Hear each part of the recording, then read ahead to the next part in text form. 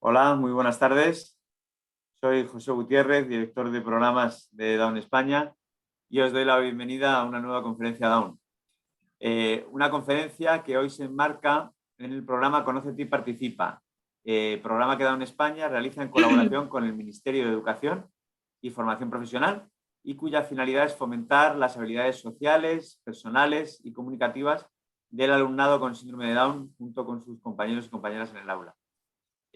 Una de las acciones principales de este programa en su edición del año 2021 es la de formar y asesorar al profesorado para promover uno de los tres pilares fundamentales de la educación inclusiva, que es la participación activa en el aula.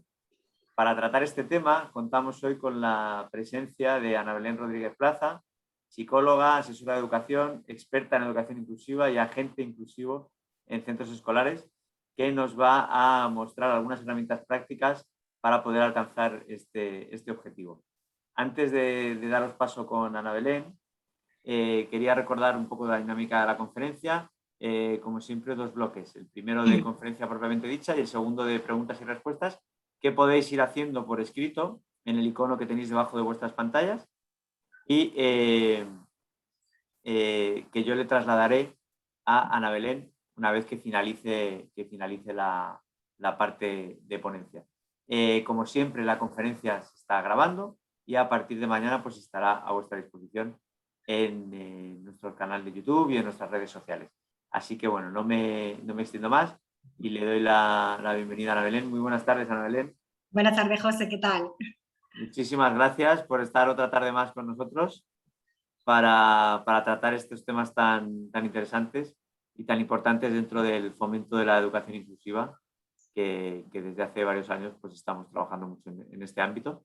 Y nada, como siempre, te dejo a los mandos. Yo Muy me bien. retiro, pero estoy muy cerquita y cualquier cosa que me necesites, aquí estoy. Bueno, pues buenas tardes a todos. Vamos a compartir pantalla. Y bueno, lo primero me gustaría agradecer a Down España la posibilidad de haber diseñado y crear, ¿no?, esta guía, concretamente la guía de la participación activa en el aula. Ha sido un trabajo intenso y muy gratificante y hemos intentado recoger, pues bueno, todas las estrategias y herramientas necesarias para garantizar la participación dentro del aula. Y es que mirar, cuando hablamos de participación, yo digo que la participación es una palabra que tiene magia. Y tiene magia porque transforma las vidas de las personas. Cuando conseguimos la participación, hay una transformación tanto en las personas como en los contextos. Cuando un chico dentro de un aula comienza a participar, comienza a sentir que pertenece en ella. Empieza a sentir que es respetado, que es aceptado, que es apoyado. Y es que indiscutiblemente todos necesitamos sentir que formamos parte de algo. Por otra parte, también cuando el contexto genera la participación, nos damos cuenta que son contextos que velan por los derechos de las personas, que son contextos que no normalizan en ningún momento la injusticia y que, por otro lado, ponen siempre el foco de atención en las barreras que están impidiendo la participación de todo el alumnado. Y es que, como antes José ha dicho, yo siempre digo que la inclusión tiene sus 3 P, sus 3 pilares. Y si no están los 3 pilares, la inclusión se queda coja. Y esos 3 pilares son la presencia, el progreso y la participación. Y curiosamente, actualmente sí se están dando 2 pilares de nuestra inclusión.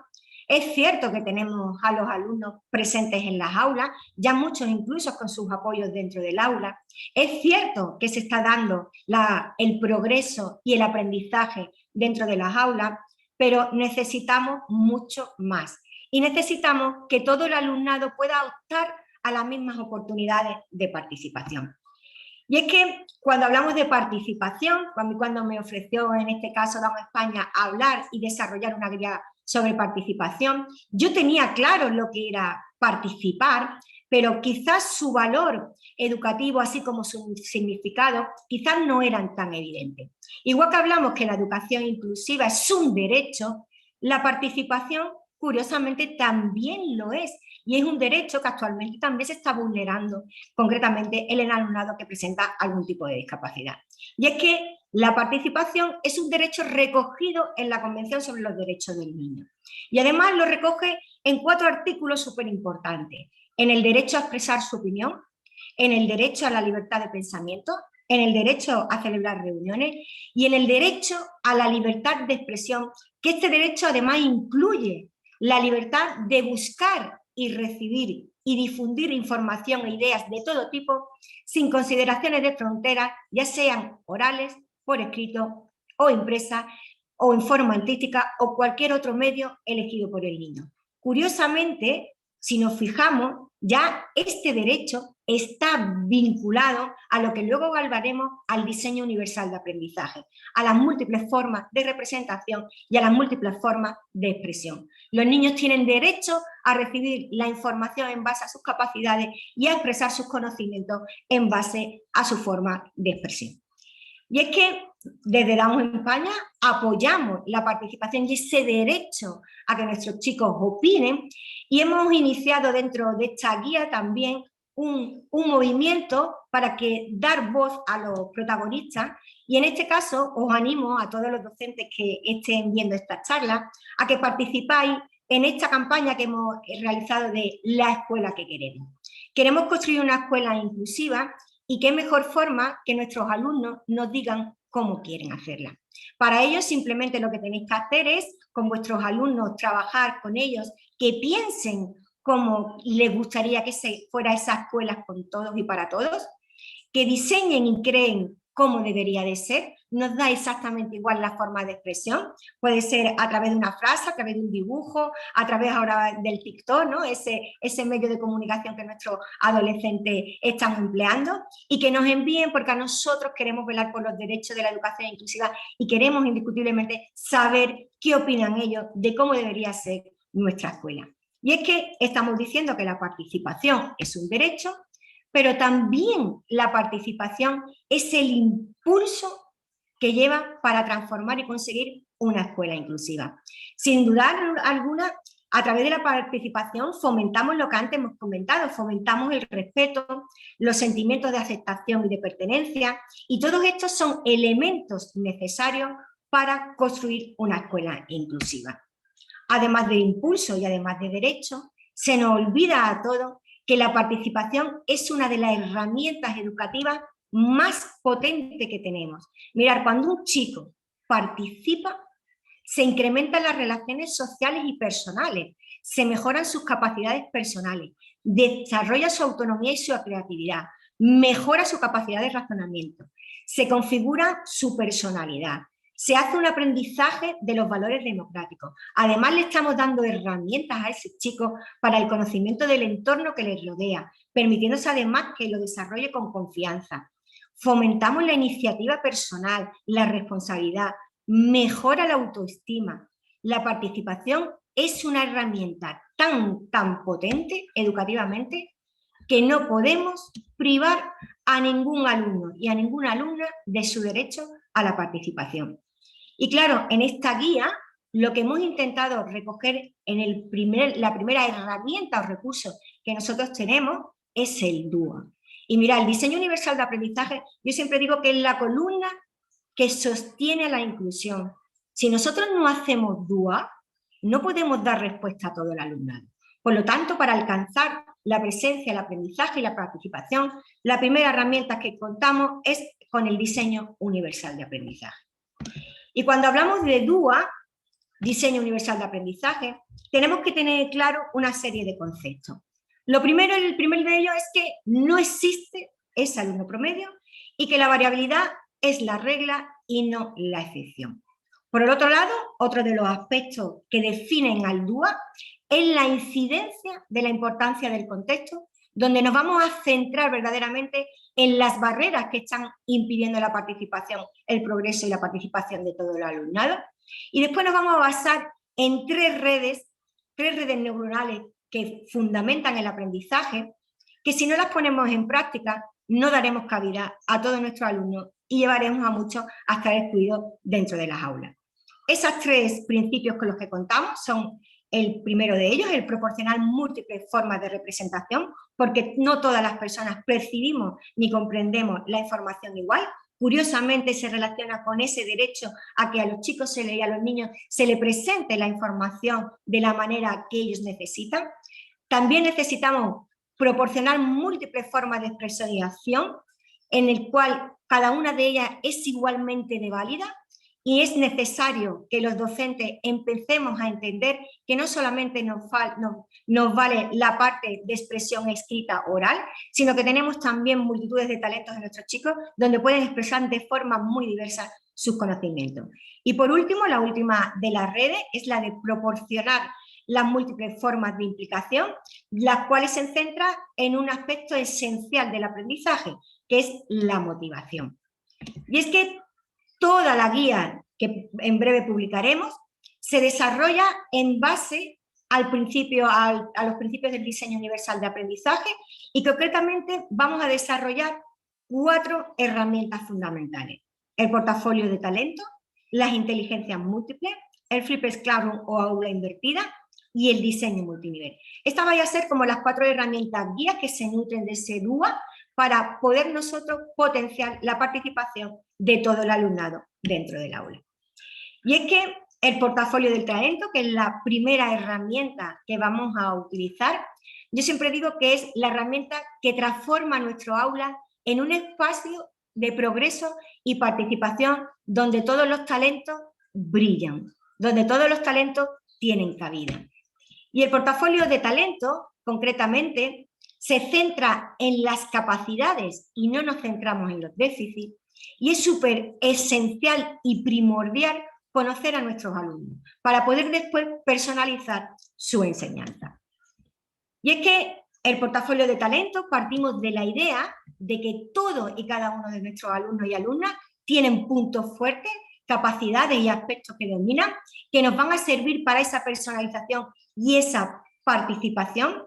Nos va además a permitir diseñar entornos de aprendizaje flexibles donde podremos diseñar y ajustar tanto materiales como actividades para que ninguno de nuestros alumnos se quede fuera. Y es que yo he puesto aquí una propuesta que la vais a encontrar concretamente en la guía. Este portafolio de talento es para que en un momento lo desarrollemos los docentes. En este portafolio de talento vamos a recoger los puntos fuertes de nuestros alumnos, centrándonos, por un lado, en sus actitudes, que hace referencia a las inteligencias múltiples. Nos vamos a centrar también en recoger los intereses, su preferencia y su estilo de aprendizaje, qué tipo de aprendizaje tiene nuestro alumno como preferente, cuál es su estilo de instrucción, cómo le gusta trabajar, si le gusta trabajar en pareja, en grupo, a través de juegos, a través de proyectos. Es tan importante conocer cómo es la forma en que nuestros alumnos aprenden. También es esencial cuál es el entorno de aprendizaje idóneo para ese alumno. Y por último, cuál es su estilo de expresión, cómo ese alumno puede decirnos todo lo que él ha aprendido y conoce. Y es que antes hemos estado hablando del derecho a la participación, y aparte de nosotros elaborar concretamente un portafolio de talento, yo hago una propuesta también aquí de por qué no dar a nuestros alumnos su derecho a que nos digan cómo tienen que hacer su aprendizaje. Os he puesto aquí un ejemplo concretamente de uno de los alumnos con los que trabajo, y en este caso, bueno, pues su portafolio hemos recogido, como él dice, sus superpoderes, ¿no? Sus superpoderes para él seguir aprendiendo. Y mi alumno, a través de pictogramas, ha definido claramente cuáles son sus fortalezas, las cuales él conoce muy bien. Sabe que sus fortalezas son la música, son el baile, son las fotos y es el juego, lo cual cada una de ellas se relaciona con una de sus inteligencias. También me ha indicado que le encanta trabajar en clase con sus amigos, lo cual a la hora de establecer el entorno y el grupo de trabajo también tengo en cuenta cuál es el apoyo natural de este niño a la hora de ese trabajo en grupo. Me ha indicado que le encanta trabajar con la tablet. Él ve que una de sus dificultades que él tiene actualmente es su psicomotricidad y ha encontrado una gran aliada para suplir esa limitación, que es su tablet, y él me lo indica como una prioridad de trabajo. También en mi aula concretamente ponemos música porque son muchos los niños que en sus portafolios de talento trabajan mejor cuando escuchan música. Me ha indicado una de sus preferencias, que a la hora yo de diseñar actividades, sé que uno de sus centros de interés es el baloncesto y puedo diseñar muchas actividades a través de ahí. Y otra de las cosas que me ha indicado, dada su edad también, es que le encanta aprender jugando.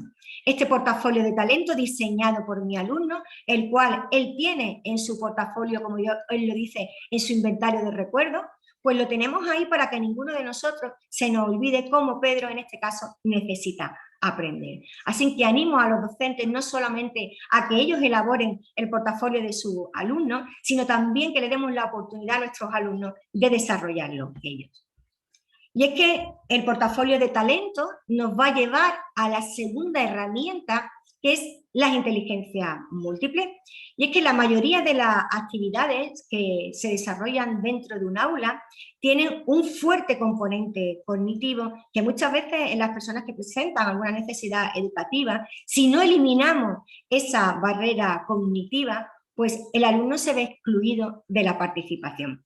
Y es que es importante que para conocer las capacidades de nuestros alumnos yo ofrezco una de las herramientas esenciales, que es el inventario de inteligencias múltiples provocado por Armstrong, que podemos trabajarlo en nuestras tutorías para que nuestros alumnos identifiquen dónde están esos puntos fuertes donde ellos pueden trabajar a partir de ahí.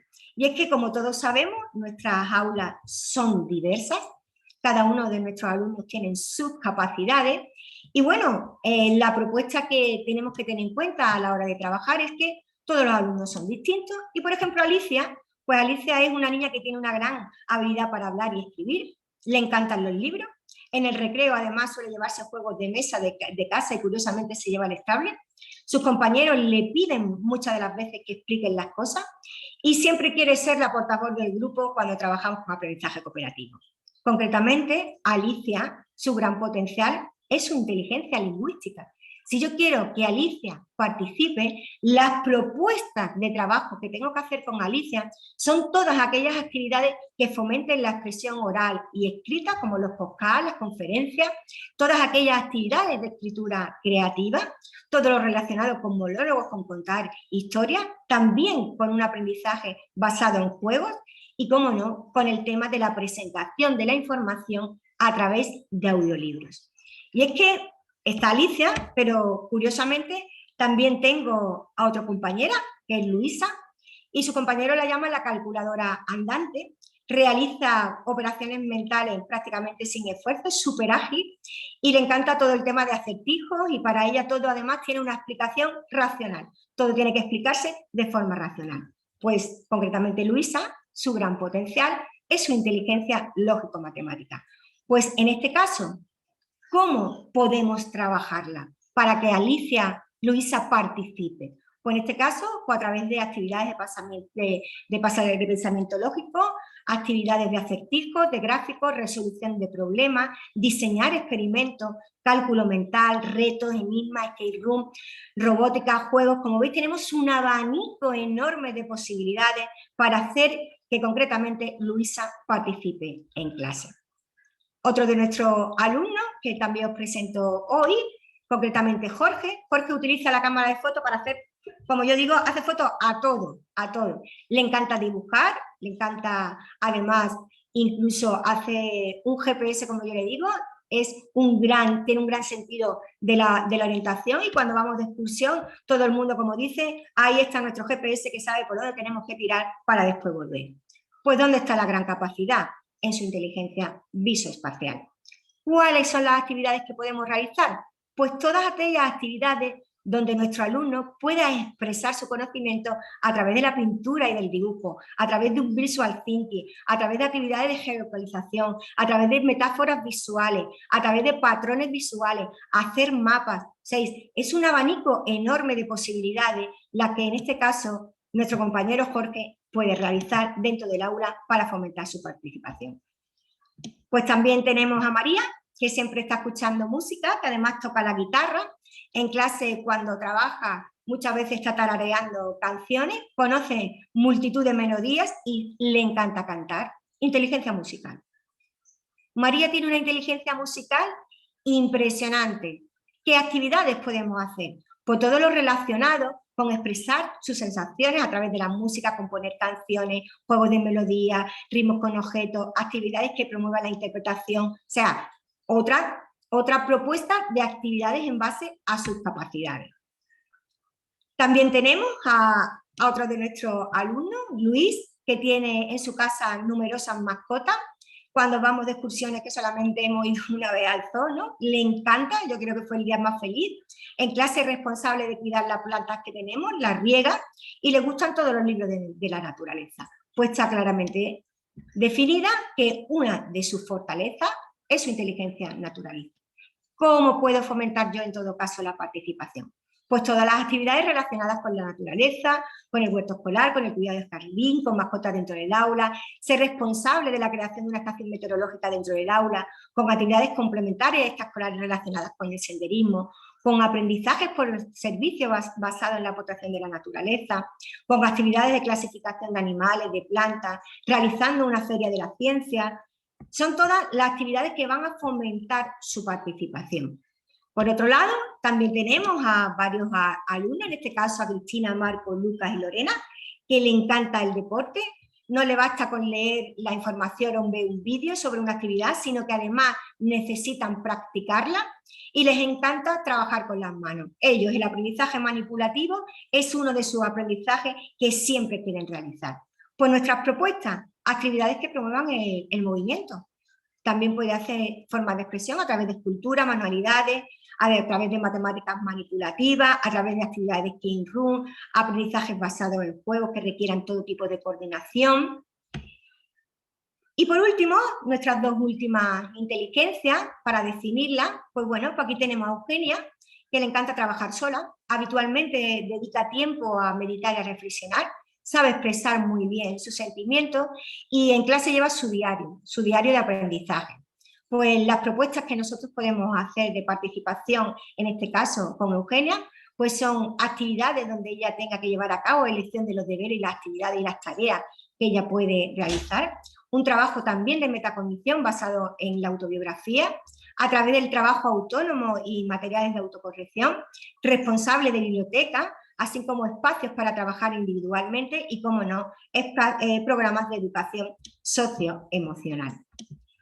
Y por último, nuestra última inteligencia está Daniel, que tiene una gran sensibilidad por los otros, empatiza y establece relaciones con todos y se apunta, como yo digo yo, a todas las actividades sociales del colegio y de su barrio. Pues aquí tenemos una inteligencia interpersonal. ¿Con qué podemos proponer su participación? Pues a través de actividades que promuevan el trabajo en equipo, a través de procesos participativos, a través de la realización de diferentes roles, el rol de ayudante en clase, de mediador, de ciberayudante. También puede realizar aprendizajes por servicio, como por ejemplo para la solución de un problema comunitario. Y también a través del aprendizaje basado en juegos, como por ejemplo todo lo relacionado con juegos cooperativos. Y bueno, muchos habréis estado escuchando y dice, uy, pero sí, todas esas inteligencias, ¿y eso cómo se plasma? Pues mirad, lo primero que se plasma es no teniendo una clase donde todos los alumnos hacen lo mismo. Eso es lo primero. ¿Cómo podemos desarrollar dentro de nuestra aula unas inteligencias múltiples donde se dé cabida a todo el mundo? Propuesta, pues mirad, la propuesta que es a través de 8 centros de actividades o estaciones. Nosotros diseñamos dentro de nuestras aulas 8 centros de actividades que representan a cada una de las capacidades de nuestros chicos. Lo que tenemos que hacer es, a cada de nuestros alumnos le vamos a ofrecer un itinerario donde va a ir pasando por aquellas capacidades, primero sus fortalezas, y también van a pasar por aquellas que sabemos que con la ayuda de sus compañeros son capaces también de desarrollar. Y os voy a poner un ejemplo, ¿vale?, de lo que podría ser concretamente una actividad basada en inteligencia múltiple creada entre centros de actividades o estaciones. En este caso, fijaros, tenemos una unidad didáctica que trabajamos en clase, hemos hecho y diseñado nuestra clase con 8 grupos de actividades distintos, cada uno de nuestros alumnos tiene su itinerario por donde va a ir pasando su estación. ¿Y qué van a encontrar nuestros alumnos en cada uno de esos centros o estaciones? Pues mirad, en el centro de lingüístico, que es el centro de lectura, inteligencia lingüística, donde el alumnado va a tener la posibilidad de leer y manejar libros temáticos, audiolibros, libros de lectura fácil, material pictográfico, sobre los animales, pues en la unidad didáctica que vamos a trabajar, en los diferentes contenidos, y puede plasmar sus propias ideas sobre lo que ha leído. Y cuando digo plasmar sus ideas sobre lo que ha leído, no es solamente que lo escriba, me vale cualquier forma de expresión para que ese alumno diga qué ha aprendido concretamente en ese centro de interés. En el centro lógico-matemática vamos a crear un centro digital donde el alumno puede observar y comparar los diferentes hábitats de las especies más significativas de cada continente y analizar luego las diferentes estadísticas de cuáles, por ejemplo, pueden ser los animales que tienen más en un hábitat o más en un continente. En el centro visual espacial sería el centro del dibujo, donde los alumnos pueden dibujar animales de los diferentes continentes. En el centro cinético corporal, nuestros alumnos se van a encontrar una actividad de construcción, donde van a crear maquetas del mundo animal de los diferentes continentes y con diferentes materiales. En el centro musical, ¿vale? Ahí donde el alumnado va a escuchar sonidos de diferentes animales y tiene que escribir una canción de la fauna característica de ese continente. En el centro interpersonal, que es el centro, discúlpame, que es el centro de la interacción, donde los alumnos y las alumnas juegan con los sonidos, disculpadme, juegan con los sonidos y el lenguaje corporal de los diferentes animales de los distintos continentes. En el centro intrapersonal, que es el centro de la experiencia, donde el alumnado va a reflexionar, van a escribir, van a dibujar y representar sus experiencias personales y emocionales relacionadas, en este caso, con los animales en peligro de extinción. Y en el centro naturalista, el último, es el centro de la arquitectura del paisaje, donde todos los alumnos y las alumnas pueden diseñar elementos naturales para completar el hábitat de los animales que estamos trabajando. Si lo pensamos, todos nuestros alumnos podrían perfectamente de esta manera participar y ningún alumno se quedaría excluido de esta actividad que es simplemente aprender la fauna de los continentes. Y es que otra de las herramientas que vamos a proponer, en este caso inteligencia múltiple, pues ahora vamos a proponer lo que es el aula invertida.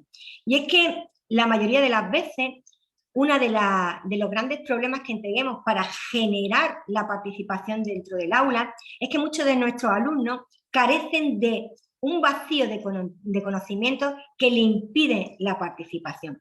Yo en este caso lo que hago es utilizar la metodología del aula invertida para completar y llenar esa carencia de conocimiento. De esa manera, el alumno siempre que va a llegar a clase siempre tiene unos conocimientos previos que van a favorecer la participación. Y es que mirad, concretamente el aula invertida se trata de un sistema en que a los alumnos y a las alumnas, en este caso se les propone que se preparen las lecciones fuera de la clase para que así posteriormente en el aula podamos verdaderamente dedicar tiempo a la participación, ya que los dos procesos más sencillos cognitivamente, que son la memorización y la comprensión, pueden trabajarlos en clase, en casa y en la clase poder desarrollar procesos cognitivos mucho más complejos, como es lo de aplicar, como es analizar, como es crear, ¿vale?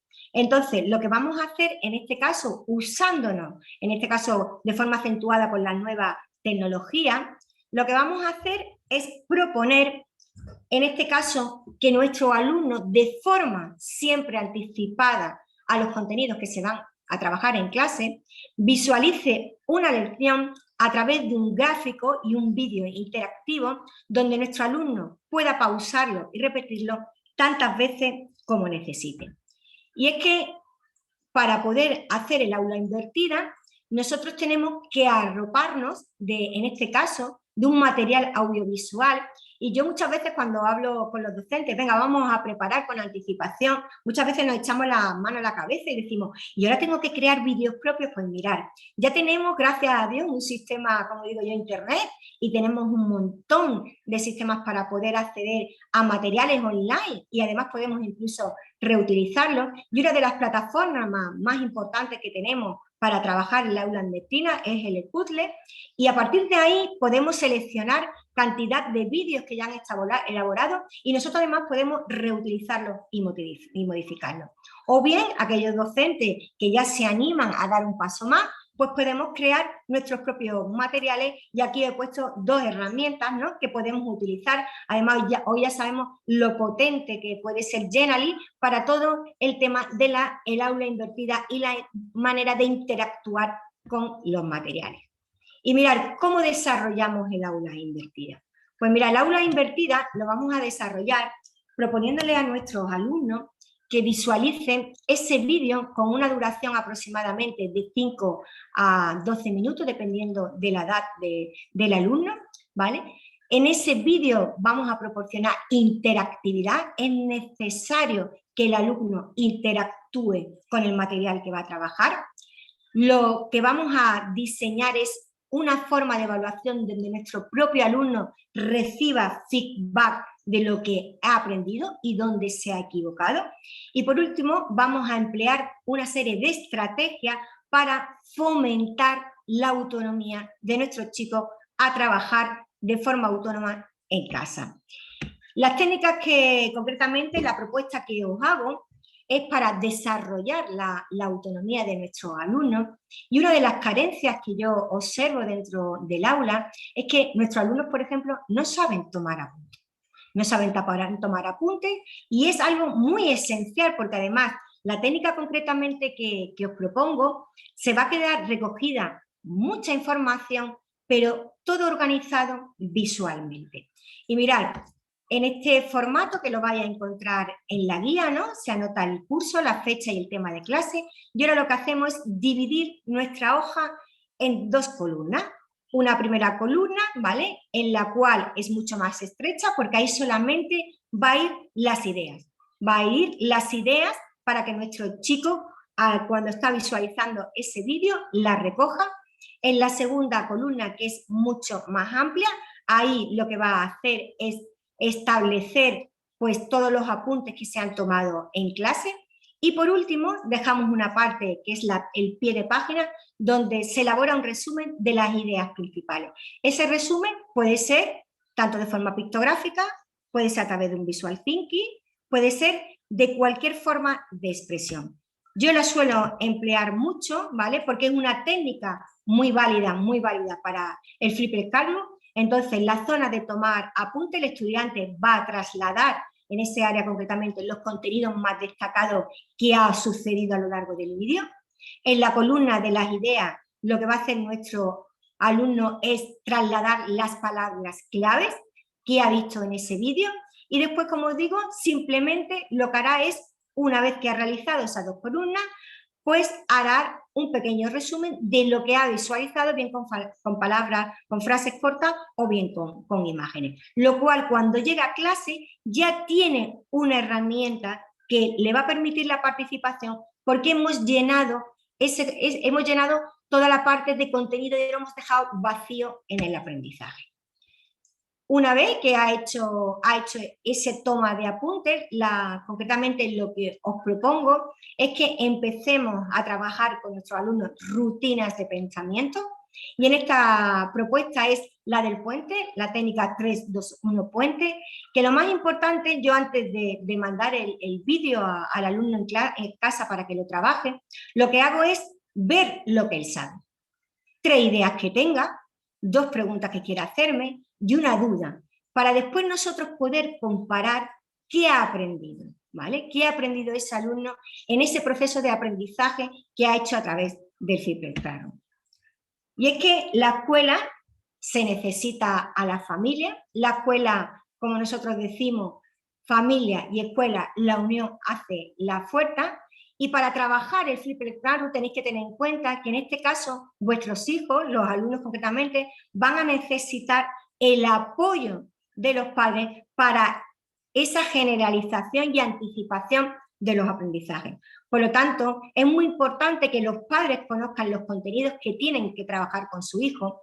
Además, curiosamente, el Flipper Classroom disminuye muchísimo la ansiedad que genera la tarea, ya que es una actividad bastante lúdica, interactiva. Además, se apoya en la capacidad de nuestros alumnos, que es su memoria visual. Y aparte, lo que es más importante, el Flipper Classroom también le da a la familia ese rol activo que tienen que tener en los procesos de aprendizaje. Y bueno, la siguiente estrategia que os propongo es el diseño multinivel, y es que una de nuestras barreras invisibles, y prácticamente digo invisible porque nadie la cuestiona, es ese currículum homogéneo que impide muchas veces la participación dentro del aula, y es que si no aplicamos el diseño multinivel, nuestros alumnos se verán excluidos concretamente de las actividades que se desarrollan dentro del aula. Y para alcanzar la participación, lo que tenemos que hacer es desarrollar esos 6 niveles de complejidad cognitiva. Para ello, ahí tenéis una serie de verbos que encontraréis en el manual, ¿no?, en la que vamos a poder diseñar 6 actividades totalmente distintas, donde irán desde el proceso cognitivo inferior a procesos cognitivos de orden superior. Empezaremos con actividades de recordar, entender, aplicar, analizar, evaluar y, por último, crear. ¿Y todo esto cómo se plasma? Pues mirad, se plasma diseñando diferentes actividades que se apoyen en esos procesos cognitivos. Si vamos a tener, igual que antes comentado, 8 grupos de trabajo en las inteligencias múltiples, aquí en clase perfectamente podemos tener 6 grupos diferentes de trabajo con diferentes rutas de itinerario, donde los chicos irán pasando por cada una de las diferentes actividades que su itinerario haya marcado.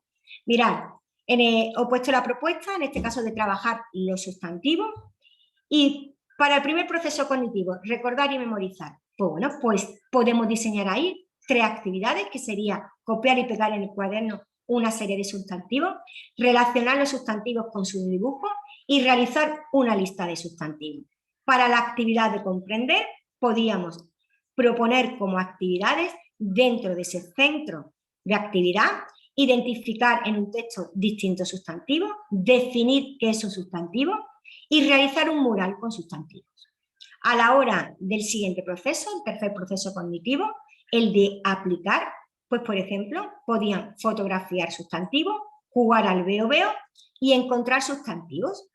Para el cuarto proceso cognitivo, analizar, en este caso serían buscar sustantivos en el diccionario, tenemos también diccionario de lectura fácil, determinar sustantivos en distintos tipos de textos. Para el quinto tendríamos el de evaluar, pues nuestros alumnos podrían desarrollar actividades donde tienen que encontrar palabras intrusas en un listado de sustantivos, así como corregir sustantivos mal asignados. Y para el proceso cognitivo más complejo, que es el de crear, pues entrarían en juego diferentes actividades en las que vamos además también diseñarla teniendo en cuenta las diferentes capacidades de nuestros chicos. Unos podrían perfectamente crear un vídeo clasificando a los sustantivos, otros podrían escribir un cuento utilizando un listado de sustantivos y otros perfectamente podrían elaborar un memory de sustantivos. Si yo diseño mi aula multinivel, mi aula se convierte en un aula de participación para todos los alumnos. Y es que no solamente dentro de nuestro centro, de nuestras aulas, encontramos alumnados con necesidades educativas especiales. La diversidad, como antes he dicho, es la norma y no la excepción. Y bueno, tenemos que tener en cuenta que también dentro del aula nos encontramos con alumnos que por timidez muchas veces no participan, alumnos que están desmotivados, alumnos que tienen la sensación de que su opinión pues no merece la pena. Y todos estos alumnos también nosotros tenemos que proporcionarles herramientas para que potenciemos su participación. ¿Y cómo podemos hacerlo? Os voy a proponer pautas sencillas, ¿no? Unas pautas sencillas que a mí personalmente me funcionan dentro del aula. Cuando yo me encuentro muchos de los alumnos que por timidez, ¿no? Por timidez no participan, me he dado cuenta que una de las herramientas que puedo utilizar es lo que yo denomino dividir la atención. No es lo mismo que un chico tenga que salir solo, por ejemplo, a una pizarra, que cuando sale acompañado de su grupo. Cuando sale acompañado de su compañero, curiosamente mi alumno participa, pero es más, me he dado cuenta que hay ocasiones en que tengo que hacer un paso intermedio.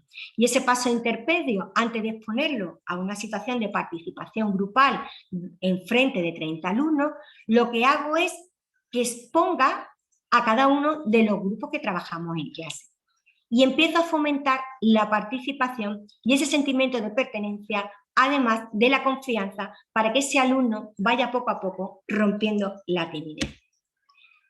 También tengo en nuestra aula, nos encontramos alumnos que se muestran muy inseguros, siempre creen, como ellos dicen, señor, es que no lo he hecho bien, señor, es que no lo sé hacer, señor, es que creo que no.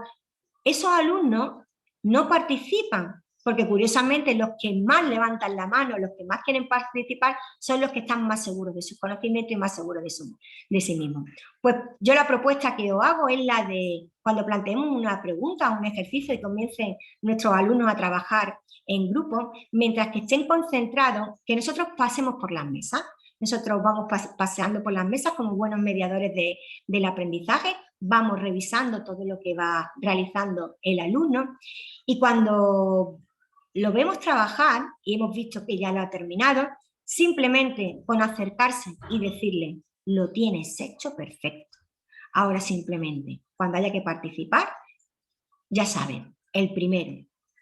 ¿Qué pasa? Que el alumno tiene la seguridad de que ya está bien. Y es que la inseguridad y el miedo a equivocarse son los dos grandes frenos de la participación. Así que potenciemos mucho en estos alumnos que tienen la inseguridad, primero esa confianza se la tenemos que transmitir nosotros. Otra de los alumnos que podemos encontrarse son aquellos alumnos que tienen la sensación, ¿no?, de que no poseen el nivel de conocimiento para afrontar las clases. Y entonces, ¿aquí qué podemos hacer? Pues lo que podemos hacer es relacionar los temas con su experiencia y sus intereses y establecer conexiones con la realidad. Todos prestamos mucha más atención y participamos cuando se nos hablan de cuestiones que nos interesan. Y, por ejemplo, yo he puesto aquí, ¿no?, estaba en una clase de física y de química y estábamos hablando de los minerales y probablemente teníamos alumnos y alumnas, porque los teníamos, que no conocían ni la composición, ni el concepto de dureza, ni de raya, ni de caracterización, pero sí algunos de ellos podían conocer su utilidad, los colores, el tipo de vidrio, cómo era el material que tú tienes del suelo de tu casa y automáticamente cuando conectamos con la realidad y con sus vivencias, nuestros alumnos participan. Esta es otra de las herramientas que podemos utilizar. Y para los alumnos que tienen la sensación de que su opinión pues, no merece la pena, ¿vale?, porque también lo hay, señor, ¿yo para qué? Si no me escuchan. Pues mirad, aquí, ¿qué tenemos que hacer? Refuerzo, refuerzo, refuerzo, mucho refuerzo positivo, ese minuto de gloria que todo el alumno necesita, ese minuto a su participación, reforzar y felicitar, y no solamente reforzar, sino también, otra cuestión muy importante, agradecer a nuestros alumnos su participación, ya sea su participación significativa o no. Y por último tenemos a esos alumnos desmotivados por el aprendizaje, y aquí, bueno, como yo digo, yo utilizo mucho la gamificación. Hoy tenemos herramientas buenísimas para trabajar desde un escape room, desde un Kahoot, y todas esas posibilidades que ofrecemos de metodologías activas llevan a que muchos alumnos que se encuentran aburridos y desmotivados, a través simplemente del juego, pues podamos fomentar su participación. Y bueno, yo hasta aquí un poco brevemente la guía que vais a encontrar. He intentado eso, dar herramientas de forma práctica para que nuestro aula sea un lugar donde todos los alumnos se sientan valorados. Si yo me siento valorado, si yo me siento que pertenezco, pues automáticamente me llevará a la participación. Y bueno, vi el otro día en internet esta imagen de los lápices que ya la he tomado. Y creo que todos los docentes teníamos que hacer eso. Creo que todos los docentes, todo el material de trabajo de nuestros alumnos, deberían cada uno de nuestros alumnos tener una frase dicha por nosotros, donde le digamos, eres creativo, eres increíble, eres maravillosa, me alucinas cada día, mereces lo mejor, te quiero mucho, eres único, eres un campeón, cuenta conmigo, estoy orgullosa de ti y nada puede contigo. Y bueno, espero que en breve podáis tenerla de forma impresa. Y bueno, a partir de este momento, cualquier pregunta que tenga, aquí estoy. Pues muchísimas gracias, Ana Belén. Tenemos bastantes preguntas. La primera, a ver si consigo trasladártela correctamente, son las dudas que nos plantean sobre, nos preguntan si su hijo puede participar más en grupos con otros alumnos más reducidos y con otros alumnos con necesidades especiales que a lo mejor en grupos de una aula ordinaria con 25 alumnos. Es que si trabajamos en grupo tenemos que tener en cuenta que la participación se da en grupos de 4 o de 6 como máximo. O sea, entendemos cuando hablamos de esa participación, cuando uno organiza dentro de un aula y organizamos trabajo cooperativo, ya se está dando la participación. O sea, esa participación de ese trabajo con los 4 compañeros que tiene fomenta la participación. Y después ya está la participación grupal de forma genérica, que es la que quizás todos tenemos en la mente, esa de estar todos sentados de manera individual, donde el profesor y uno levanta la mano y entonces solamente participa eso, pero es que esa participación yo no es la que estoy hablando. Esa participación queda obsoleta.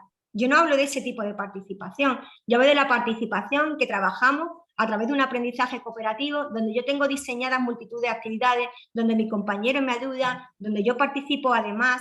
Entonces, esa es la participación a la que yo hago referencia, ¿vale? En el mismo hilo nos preguntan qué ventajas tienen las aulas ordinarias que no se pueden dar en otro tipo de aulas y que solo se consiguen ahí. ¿Qué ventajas tiene el aula ordinaria? Con respecto a esos grupos más reducidos, sí. Es que cuando habla de grupos reducidos no entiendo un poco la pregunta. Esas aulas con otros alumnos con necesidades especiales. Se está refiriendo a la aula específica. Bueno, yo siempre he dicho que la educación inclusiva parte de un derecho, que es un derecho. Cuando uno está en un aula ordinaria, ahí es donde aprendemos a convivir, a relacionarnos y adquirir una serie de habilidades para que el día de mañana yo pueda ser una persona autónoma e independiente. Un aula reducida, creo que se está refiriendo así, restringe posibilidades de aprendizaje. Restringe posibilidades de aprendizaje, totalmente. Entonces, para mí, creo que es esencial que los alumnos estén dentro de las aulas con los apoyos y los recursos que se necesiten. De ahí que ahora estemos hablando de esa docencia compartida. Esa docencia compartida es necesaria para atender a esos 30 alumnos que están dentro del aula. Pero el hecho de sacar, ¿qué beneficio puede tener? Porque además cuando sacamos un chico, yo siempre lo he dicho, a ver, yo excluyo al chico y el chico luego viene al aula ordinaria. Cuando viene al aula ordinaria, después de ese tiempo de exclusión, el chico como viene, totalmente desubicado, no sabe, no hay una continuidad en su aprendizaje. Y es esencial que el chico esté dentro del aula, aprendiendo de forma vivencial todo lo que allí ocurre. Todo lo que allí ocurre. Hablabas de la docencia compartida y tenemos una pregunta con respecto a los docentes. Nos preguntan si están obligados a formarse en educación inclusiva. Sí, sí. Que estamos formados, claro, sí. La educación inclusiva es un derecho. Nosotros como docentes tenemos que velar por los derechos de todos y cada uno de nuestros alumnos.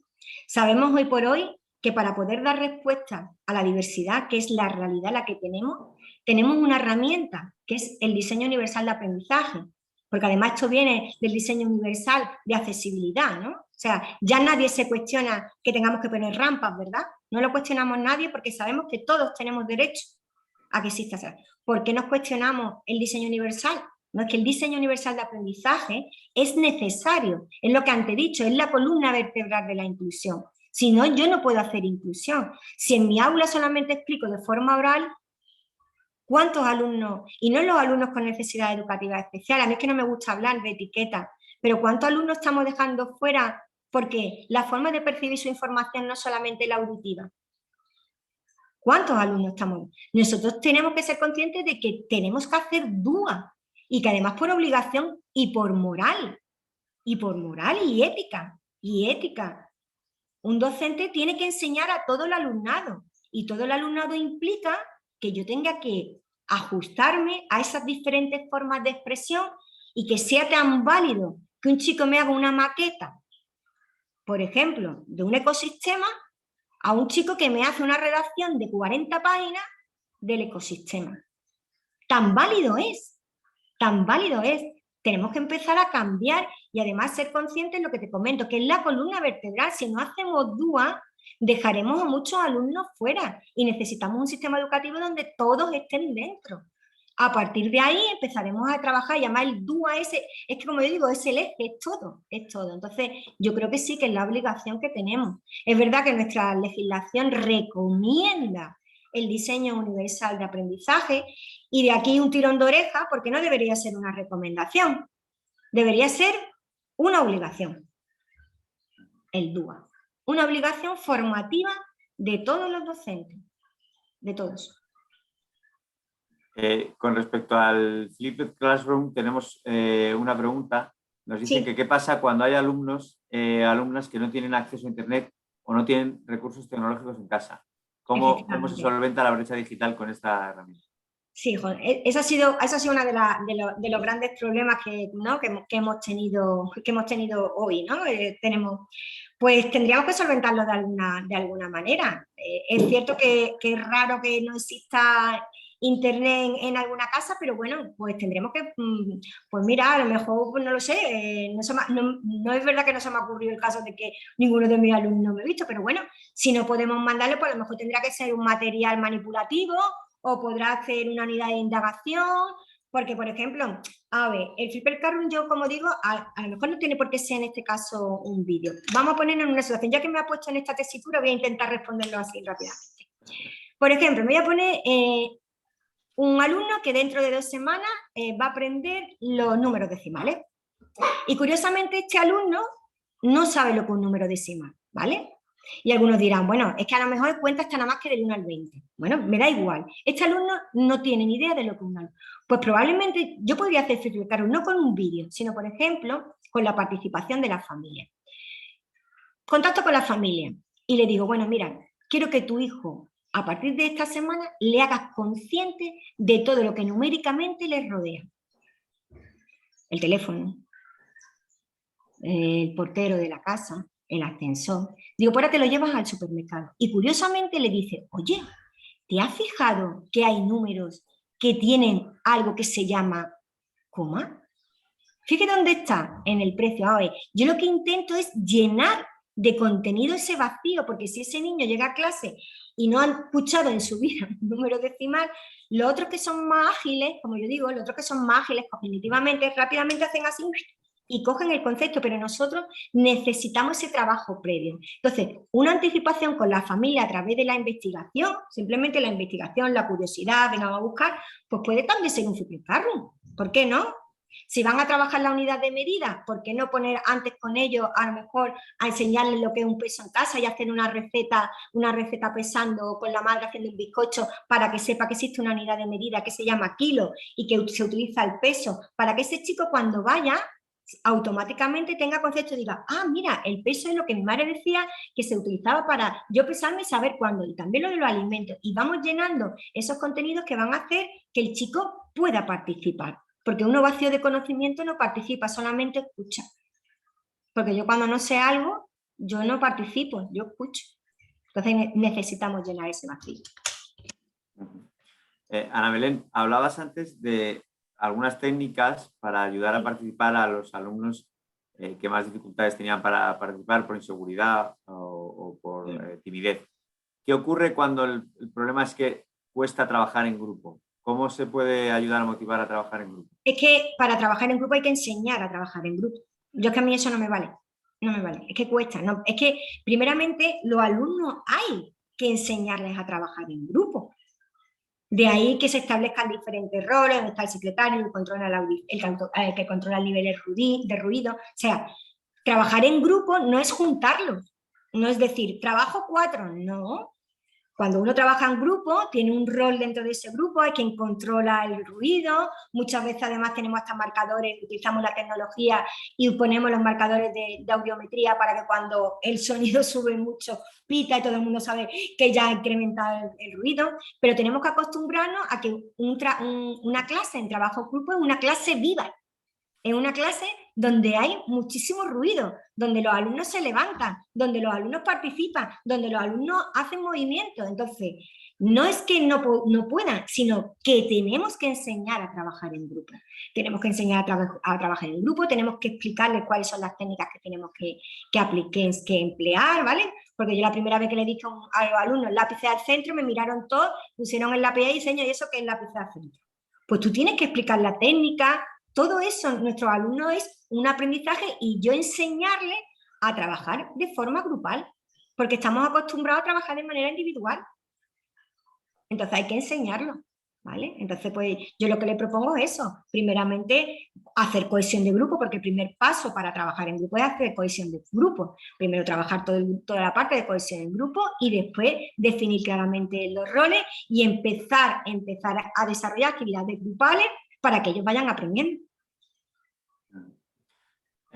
Ana Belén, nos preguntan si crees que mientras transitamos y hacemos este cambio que necesitamos en el sistema educativo, sería necesaria la figura de un técnico, un agente de inclusión en cada centro como asesor de docentes.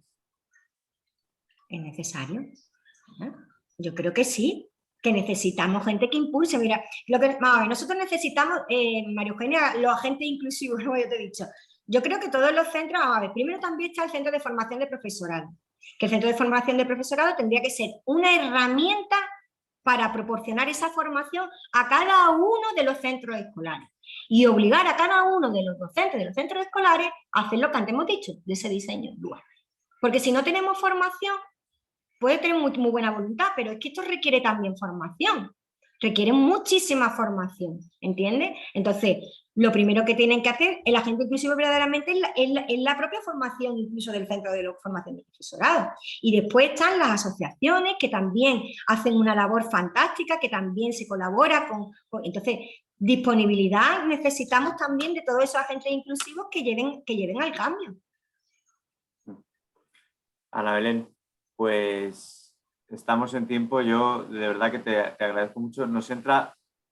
bueno, nos dan las gracias por las respuestas, sí. Yo, en nombre de la Federación, agradezco mucho que nos hayas mostrado estas herramientas tan prácticas, como comentábamos al principio, y tan útiles para el profesorado a la hora de fomentar la participación, y que además yo creo que nos demuestran claramente cómo la participación y la educación inclusiva no beneficia solo al alumnado con síndrome de Down, en este caso, sino cómo beneficia a todo el alumnado, y por eso es tan importante que la sigamos creando entre todos y la sigamos impulsando. Así que, en nombre de la Federación, muchísimas gracias, de verdad, por acompañarnos una tarde más. Seguro que volvemos a tener un espacio para hablar de estos temas. Y a todas las personas que nos han acompañado, que han sido muchísimas esta tarde, pues darle las gracias, emplazarles a las nuevas conferencias que, como sabéis, pues estamos haciendo todos los meses. Y lo dicho, que tengáis muy buenas tardes y nada, Ana Belén, te dejo a ti que cierres con alguna idea o algún concepto que quieras que nos quedemos. No, yo solamente, bueno, lo que sí quiero decir, ¿no? Es que el tema de la participación, esos 3 pilares, ¿no?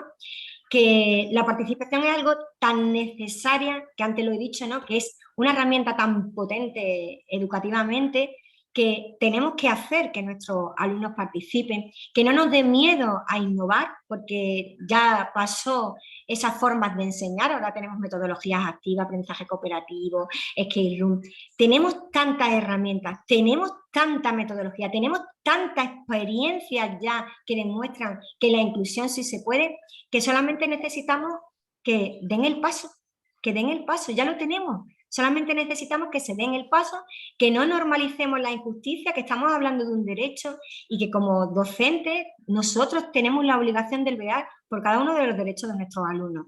Así que yo animo a eso, a ese cambio que necesitamos, que formación, formación, formación y mucha formación.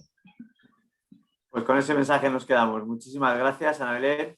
Muchas gracias a todas las personas que nos habéis acompañado. Como os comentaba al principio, A partir de mañana pues estará disponible la conferencia en nuestro canal de YouTube.